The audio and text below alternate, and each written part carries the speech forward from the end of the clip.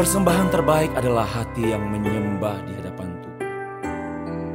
Hati yang benar, hati yang memuliakan Tuhan, hati yang bersyukur sebab pengorbanannya di kayu salib menjadikan kita penyembah-penyembah yang benar, yang menyembah di dalam roh dan kebenaran.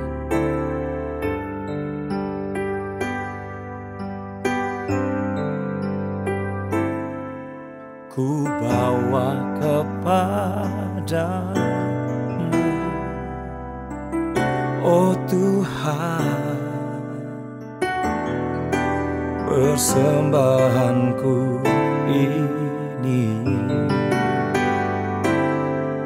Ku ingin Engkau menerima korban syukurku melalui pujian. Takkan pernah ku bawa selain yang terbaik, yang harum dan sejati hadapan katamu. Yesusku, terimalah korban syukurku ini yang mengalir di hatiku sebagai persembahanku.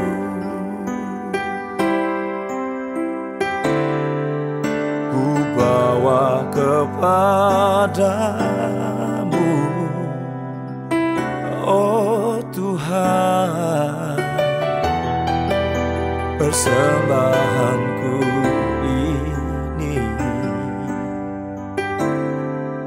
Ku ingin Engkau menerima korban syukurku melalui pujian. Takkan pernah ku bawa selain yang terbaik,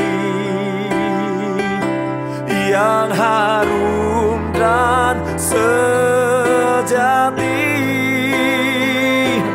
di hadapan tatamu. Oh, Yesusku, terimalah korban syukurku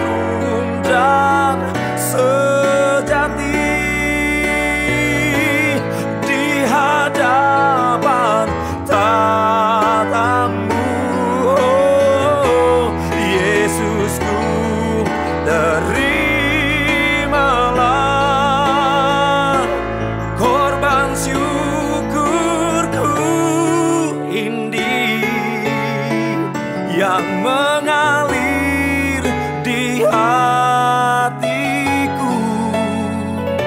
sebagai penyembahanku, yang mengalir di hatiku sebagai penyembahanku.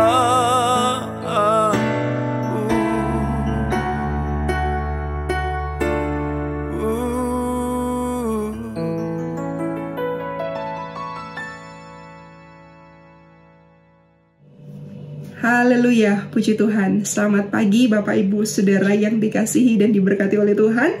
Dimanapun Bapak Ibu Saudara berada hari ini, saya percaya semua kita tetap mengalami kasih, kuasa, dan kemurahan Tuhan yang ajaib yang terus memelihara kehidupan kita hari lepas hari. Saudara, hari ini kita akan kembali merenungkan bagian dari firman Tuhan yang terambil dari kitab Efesus pasal yang pertama, ayatnya yang ke-19. Sekali lagi, Efesus pasal yang pertama, ayatnya yang ke-19. Di situ firman Tuhan berkata, "Dan betapa hebat kuasanya bagi kita yang percaya sesuai dengan kekuatan kuasanya." Puji Tuhan.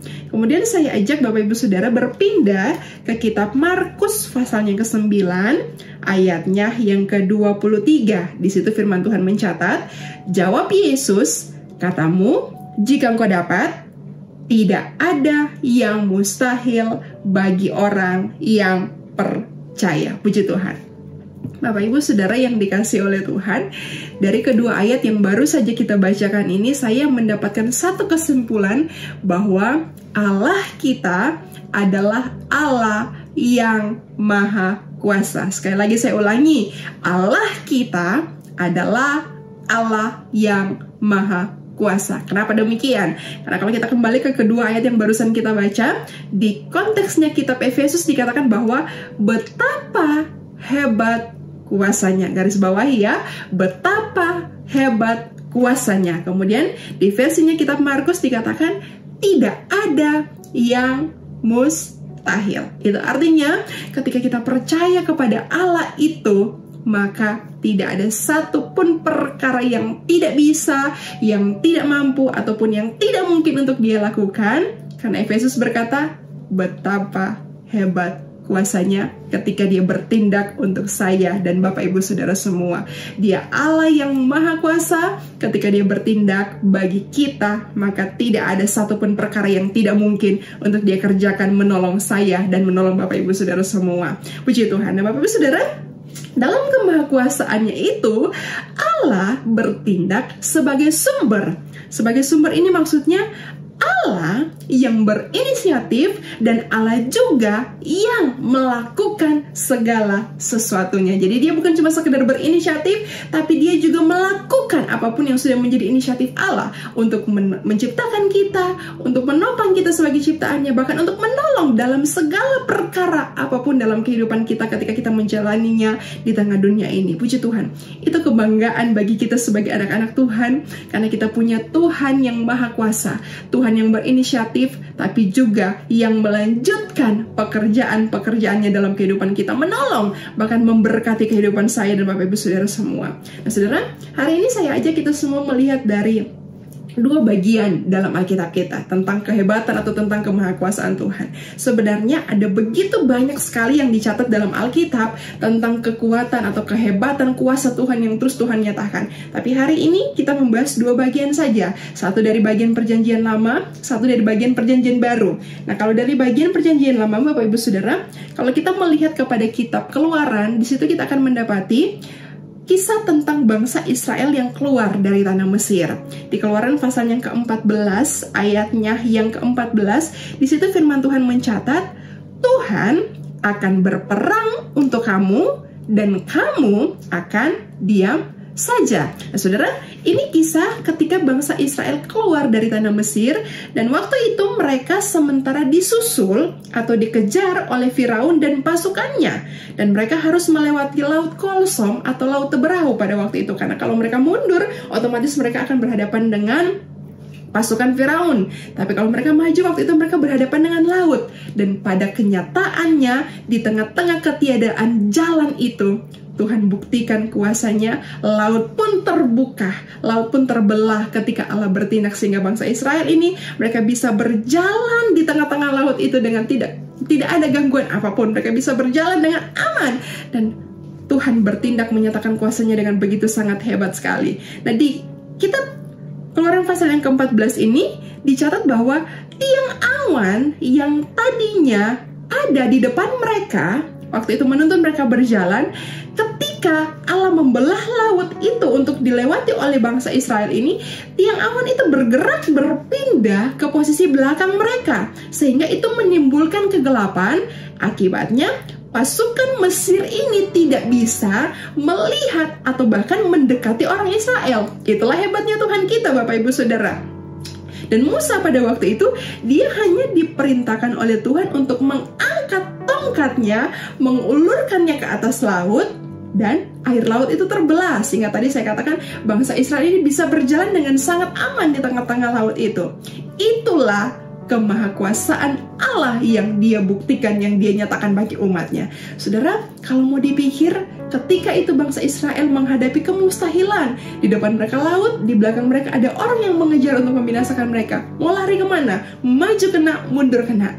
Tapi ketika berseru dan percaya kepada Tuhan, laut pun diseberangi karena Tuhan yang bertindak. Allah buktikan kemahakuasaannya. Tidak ada satu perkara pun yang mustahil. Bagi benak ataupun pikiran manusia itu mustahil, tidak ada jalan. Tapi Tuhan sanggup membuat jalan di saat kelihatannya tidak ada satupun jalan di sana. Allah kita bekerja dalam kesemuanya itu menyatakan kehebatan kuasanya. Puji Tuhan. Saudara, itu dari konteks perjanjian lama. Kemudian kalau kita beralih ke konteks perjanjian baru, pernah dikisahkan di perjanjian baru itu tentang kisah seorang yang sakit lumpuh di dekat kolam Bethesda. Nah, si orang lumpuh ini, dia menunggu goncangan air dari kolam itu. Karena dicatat di firman Tuhan, sewaktu-waktu kalau malaikat turun ke kolam itu dan airnya bergoncang, maka siapa yang paling cepat atau siapa yang terdahulu masuk ke kolam itu akan sembuh, apapun penyakitnya.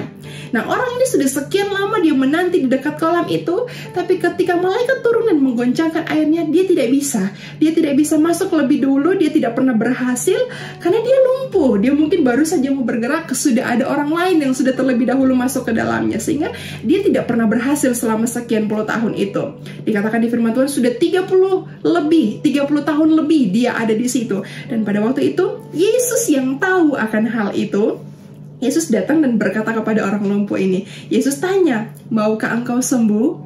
Itu pertanyaan Yesus yang pertama. Kemudian Yesus lanjutkan perkataannya dengan berkata bahwa bangunlah, angkatlah tilammu dan berjalanlah. Dan firman Tuhan katakan bahwa pada saat itu juga, bukan besoknya, tapi pada saat itu juga sembuhlah orang itu. Lalu ia mengangkat tilamnya dan kemudian dia berjalan. Saudara, sekali lagi kita melihat bahwa kemahakuasaan Tuhan itu begitu sangat nyata. Bukan besok, bukan nanti, tapi saat itu juga ketika Yesus katakan, saat itu juga orang itu yang lumpuh, yang tidak bisa berbuat apa-apa, yang sudah sekian puluh tahun menanti, dia mengalami kehebatan kuasa Tuhan yang menyembuhkan dia. Saudara, sungguh-sungguh tidak ada satupun hal yang mustahil bagi Allah kita. Allah buktikan perkara yang tidak mampu untuk manusia lakukan, perkara yang rasa-rasanya tidak bisa, tidak ada jalan. Tapi bagi Allah, hanya dengan sekali memperkatakan firman itu terjadi, karena Allah kita sungguh Allah yang penuh dengan kemahakuasaan dan begitu hebat kuasanya bagi kita yang percaya.